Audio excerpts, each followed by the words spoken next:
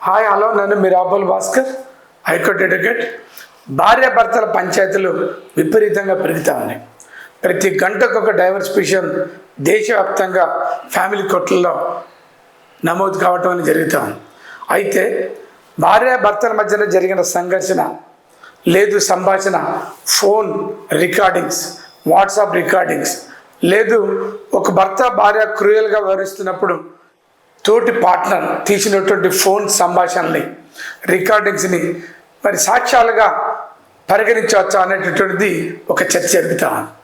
Yes, అట్లాంటి సంఘర్షణల్ని, అట్లాంటి సంభాషణల్ని, phone రికార్డ్స్ని, సంభాషణలను అన్నింటిని కూడా ఈ డైవర్స్ కేసులు విచారణ జరిగేటప్పుడు వాటన్నిటిని కూడా సాక్ష్యాలుగా తీసుకోవచ్చు అనేది గౌరవ సుప్రీంకోర్టు వారి మధ్యకాలంలో హర్యానా, పంజాబ్ రాష్ట్రాల్లో జరిగినటువంటి భార్యాభర్తల కేసులలో చెప్పడం జరిగింది.